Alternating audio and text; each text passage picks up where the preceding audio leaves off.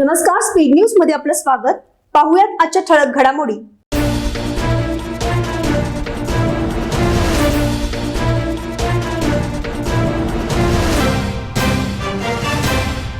स्वातंत्र्य दिना दिवशीच पोवळ्या जीवावर काळाचा घाला.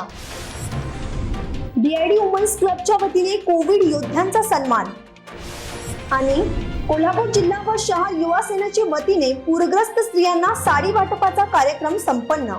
पाहुयात आजचं सविस्तर बातमीपत्र. कसबा बावडा येथील टोलनाका, बावडा शेळ पूल, रमणमाळा येथील 100 फुटी रोड या परिसरातील शेतीचं मोठ्या प्रमाणात नुकसान झालंय. या सर्व भागाला भेट देऊन नुकसानीची पाहणी आमदार ऋतुराज पाटील आणि आमदार चंद्रकांत जाधव यांनी केली आहे.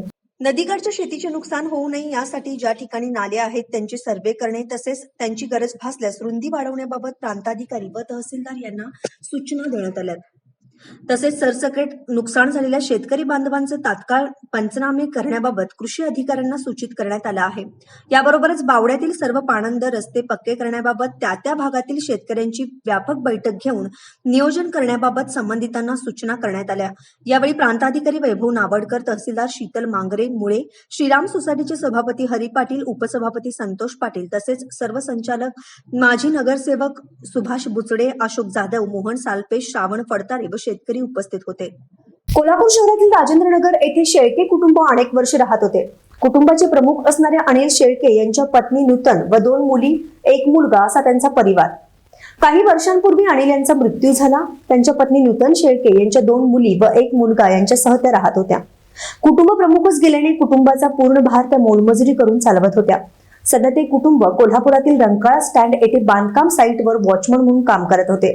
काल 15 ऑगस्ट रोजी सकाळी 10:30 वाजता त्यांची मुलगी अंकिता शेळके वय 14 ही पाण्याची मोटर चालू करण्यासाठी गेली असता तिला शॉक लागून तिचा दुर्दैवी अंत झालाय. ही बातमी समजताच तिचे नातेवाईक व राजेंद्रनगर मधील सामाजिक कार्यकर्त्यांनी सीपीआर हॉस्पिटलमध्ये मोठी गर्दी केली. दुर्दैवी घटना घडून 8 तास उलटूनही कोणतीही कारवाई व संबंधित मालकावर कोणत्याही प्रकारचा गुन्हा नोंद न झाल्याने नातेवाईक व सामाजिक कार्यकर्त्यांनी पोलीस प्रशासनाला जाब विचारला, परंतु पोलिसांनी उडवाउडवीची उत्तरे दिली. त्यामुळे संतप्त झालेल्या नातेवाईक व कार्यकर्त्यांनी सीपीआर मधील शवविच्छेदन ठिकाणी काही काळ सीपीआर हॉस्पिटल समोरील मुख्य रस्त्यावर ठिय्या मारून रास्ता रोको केला. अंकिता शेळकेला न्याय मिळाला पाहिजे व संबंधितांवर गुन्हा नोंद झाला पाहिजे, पोलीस प्रशासनाचा धिक्कार असो अशा घोषणा देऊन रास्ता रोको केला. नंतर आंदोलनाची तात्काळ दखल घेऊन राजवाडा पोलीस स्टेशनचे पीआय जाधव यांनी तात्काळ मालकावर गुन्हा नोंद केलाय. एखाद्याच्या मृत्यूनंतरही न्याय मागण्यांसाठी रस्त्यावर यावं लागतं हे दुर्दैव आहे. या आंदोलनात आरपीआय कामगार आघाडीचे गुणवंत नागटिळे, मुस्ताक मलबारी, धनंजय महाडिक युवा शक्तीचे नगराध्यक्ष नामदेव नागटिळे, समाधान बनसोडे, प्रवीण बनसोडे, महेश सोनवणे, पंकज आठवले, रवी वाघमारे, साजन गुरखा आदी उपस्थित होते. 15 ऑगस्ट स्वातंत्र्य दिनानिमित्त DID women's club of Gargis आणि डीआयडी फिटनेस अकॅडमी यांच्या संयुक्त विद्यमाने कोविड योद्ध्यांचा सत्काराचं आयोजन करण्यात आलं होतं. कोरोना व्हायरसमुळे सध्याच्या घडीला चिंतेचं वातावरण आहे. आपण घरात सुरक्षित राहू असा विचार काही जणांनी केला आहे, तर काही जणांनी या संकट काळात लोकांची सेवा करण्याचं ठरवलंय आणि त्या व्यक्ती, संस्था, संघटना पुढेही आल्यात. भारतामध्ये अशा व्यक्तींना कोरोना योद्धा असं म्हटलं जातं. यावेळी प्रमुख पाहुणे म्हणून कोल्हापूर कारागृहाचे अधीक्षक चंद्रमणी इंदुरकर, सुप्रसिद्ध हृदयरोग तज्ञ डॉक्टर सचिन पाटील, त्वचारोग व सौंदर्य तज्ञ डॉक्टर इरफाना पाटील, आराध्य एंटरप्राइजेसचे डायरेक्टर सागर पाटील हे कार्यक्रमास लाभले. त्यांच्या हस्ते कोरोना योद्ध्यांचा पुरस्कार करण्यात आला. त्याचबरोबर या कार्यक्रमासाठी अहोरात्र मेहनत घेतली असे डीआयडी फिटनेस अकॅडमीचे संस्थापक अध्यक्ष मास्टर मेडी, डीआयडी अध्यक्षा सौ अश्विनी डेंगे, उपाध्यक्षा सौ मृणाली चव्हाण, कार्याध्यक्षा सौ सारिका भोसले आणि डीआयडीचे सर्व मेंबर्स यांच्या उपस्थितीत हा सोहळा संपन्न झाला. कोरोना योद्धा म्हणून अर्पिता शेलार, सागर पाटील, आकांक्षा कुंभार, अमित कांबळे, समर्थ पांढरवरे, अश्वमेध कांबळे, शुभांगी थोरात, केतकी पाटील, समीर जमखंडीकर, प्रिया मेंच, सरिता सुतार, हर्षद मेवेकरी, स्मिता जाधव, दीप्ती रांगोळे, ऋषिकेश सावंत, तुषार हटवाल, प्रवीण पाटील, अजहर शेख, संकल्प युथ फाउंडेशन यांचा सत्कार करण्यात आला. महापुराचं आपल्या जिल्ह्यावर आणि शहरावर संकट आलं. हे संकट जरी ओसरत असलं तरी अजून त्याचे नुकसान भरून आलेले नाही. म्हणूनच युवा सेनेच्या वतीने सिद्धार्थनगर येथील भगिनींना 1 साडी युवा सेनेच्या भावाकडून अशा संकल्पनेतून साड्या वाटपाचा कार्यक्रम घेण्यात आला आहे. यावेळेस साधारण 350हून अधिक भगिनींना साड्या, जीवनावश्यक वस्तू, शुद्ध पाण्याच्या बॉटल्सचे बॉक्स वाटप करण्यात आले.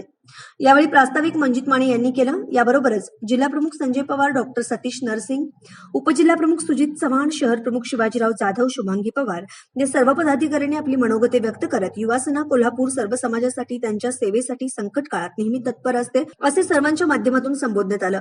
कार्यक्रमाचे आयोजन जिल्हाप्रमुख मंजित माने यांनी केलं होतं. यावेळी उपस्थित खासदार संजय मंडलिक, जिल्हाप्रमुख विजय देवणे, विस्तारित डॉक्टर सतीश नरसिंग, स्मिता सावंत, वैभव जाधव, पूनम पाटील, मंगेश चितारे, चैतन्य देशपांडे, रोहित वेडे, अवधेश करंबे, सनराज शिंदे, कीर्तिकुमार जाधव, करुणा सुतार, काजल कदम, पूजा शिंदे उपस्थित होते. वेळ झाली आहे छोट्याशा विश्रांतीची. तोपर्यंत पाहत रहा स्पीड न्यूज लाईव्ह 24.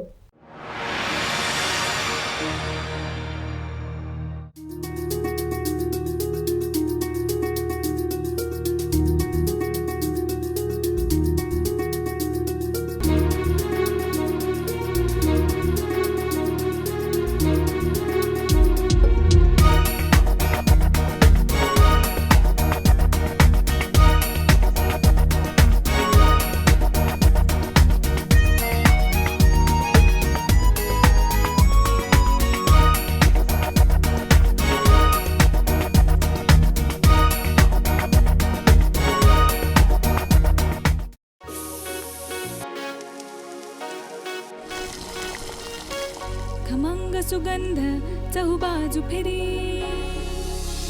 खवय्ये गिरी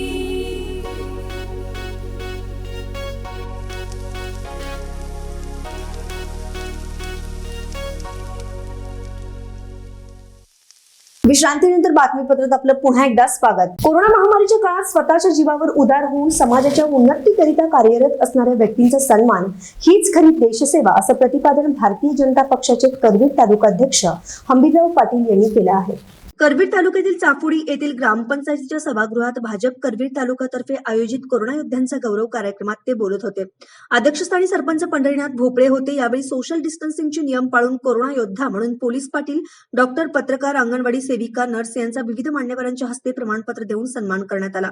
कार्यक्रमात पोलीस पाटील गजानन खोत, डॉक्टर मनीषा पाटील, पत्रकार शिवराज लोंढे, सरपंच पंढरीनाथ भोपळे, भाजप युवा आघाडीचे अध्यक्ष अक्षय वरपे आदींची भाषणे झाली. प्रास्ताविक पत्रकार डॉक्टर निवास वरपे यांनी केलं.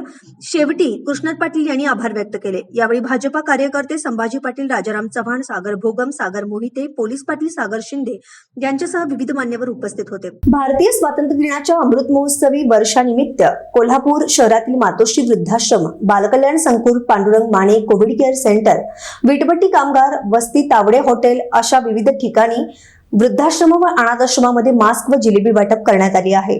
या उपक्रमासाठी प्राणिल पांचाळ, चिंचपोकळी, मुंबई यांचं बहुमोल सहकार्य लाभलं. या उपक्रमात चिंतामणी सेवक परिवाराचे अध्यक्ष सोहम कुराडे, अमित जाधव, वैष्णवी स्वामी, साहिल भाट, प्रथमेश शिंदे, अमोल चव्हाण, मानसी करपे, तेजस खांडेकर, रवींद्र साळे, सुमित कुंभार, योगेश जगताप, राजरत्न मधाळे, प्रणव गवंडी, आयुष कोरे, गणेश पोळ, हरी सुतार, गणेश सुतार, यश बेडेकर, शुभम दाभोळे, अमित खापने, अमित सुतार आदी कार्यकर्ते उपस्थित होते. पाहुयात आजचा बाजारभाव. आज कांदा 150 रुपये प्रति 10 किलो झालाय, तर लसणाचा दर आज थोडा वधारलाय. लसूण आज 650 रुपये प्रति 10 किलो इतका झालाय, तर बटाटा प्रति 10 किलो 120 रुपये झाला असून आज ओला वाटाण्याचा दर 750 रुपये प्रति 10 किलो इतका आहे. गवारीचा 200 रुपये प्रति 10 किलो दर असून घेवड्याचा प्रति 10 किलोचा दर आज 250 रुपये इतका झाला आहे. वेळ झाली आहे बातमीपत्रात इथंच थांबण्याची. तुम्ही पाहत रहा speed news live 24. Stay live, stay update.